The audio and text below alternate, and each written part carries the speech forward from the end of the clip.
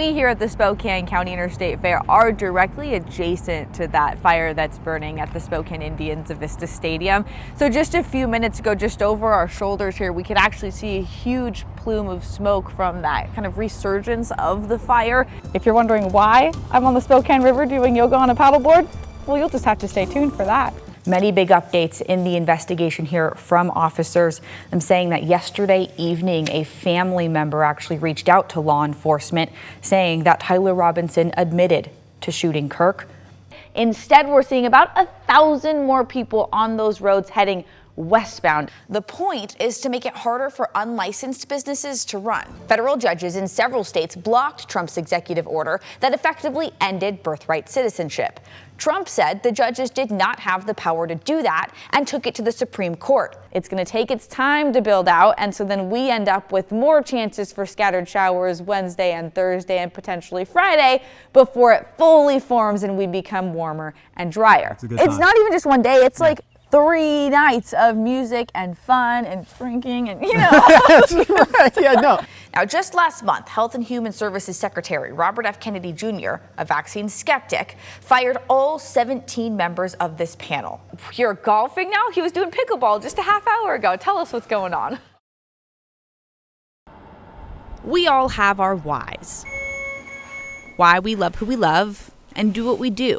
Larry, my name's Keith. For Keith, and I'm with a group called Mended Hearts. His why is here with Sacred Heart's heart transplant patients. You'll be living additional chapters in your book of life, which is a wonderful thing. Keith helps patients every week, alongside their nurses and doctors, of course. Doctors like cardiologist Deidre Mooney. So Keith is wonderful. Funny enough, Keith is Dr. Mooney's why.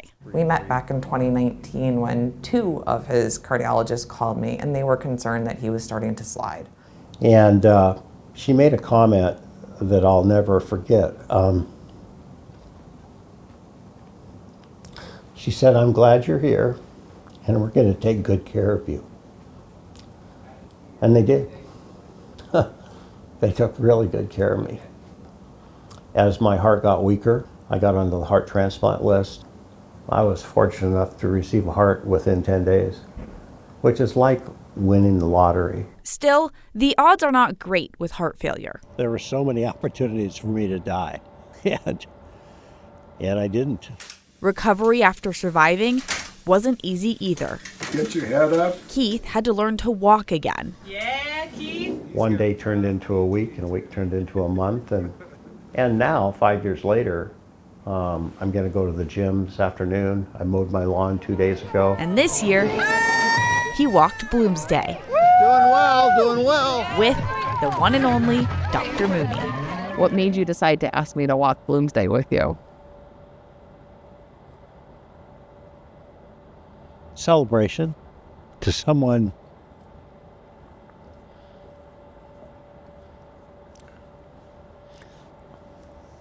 who I really care about. Now, just checking in and Keith passes that care on. This is answering the why did I survive? Being able to go into these rooms and to be next to these people and just listen to their stories. Stories that hopefully live on, just like Keith's. I'm somewhere north of Grateful, probably about 100 miles north of Grateful. Why?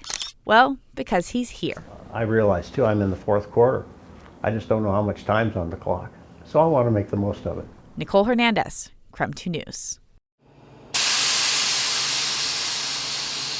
Pressure. Put a little pressure in here. Something Steve Snyder has mastered while brewing beer and while pushing for state legislation. I wrote a letter.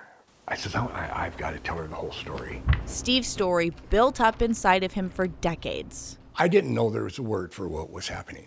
You know, I just knew that I didn't like it. The word for what was happening is molestation. So I was 11, 12, 13, 14. Yeah, it happened over a number of years, and then I was finally able to say, keep your goddamn hands off of me. Steve says his priest abused him and his brothers for years. But I looked at that happy kid, and I look at this guy right here. He doesn't look too happy. That was when the molestations were happening. And I saw a happy kid, and then I see a kid that's kind of closed off. So it kind of hit me last night looking at the comparisons of those two. That's the story Steve told to put pressure on lawmakers. It's a relief that it's finally here, and the kids will be okay. The other part of it is now we have to enforce it. Enforcement is something the bill's sponsor, Senator Noel Frame, already thought of. But it's essentially in the misdemeanor category, and it's a penalty and a certain number of days in jail. But for clergy members, it's not that simple. We want to protect people, and we want to especially protect children. That we're on the same page about. Where the pressure between both sides starts building, though, is with confessions. The seal of confession is very sacred. The bill does not make an exemption for confessions. I would not break the seal. I would instead receive the consequences of the law. If you talk to most every priest in this diocese of Spokane, they would say the same thing without hesitation. If they don't want to subject their faith leaders to the punishment of state law, they can change their rules in their faith community. But we believe the protection of children is of the utmost importance. We can limit the damage with bills like this. Damage that took Steve a long time to heal from. There came a point that I was strong enough inside myself to deal with this. But today I'm in a good place. A place where now the most pressure he has to deal with is in his beer. It's worth it. In Spokane, Nicole Hernandez, KREM 2 News.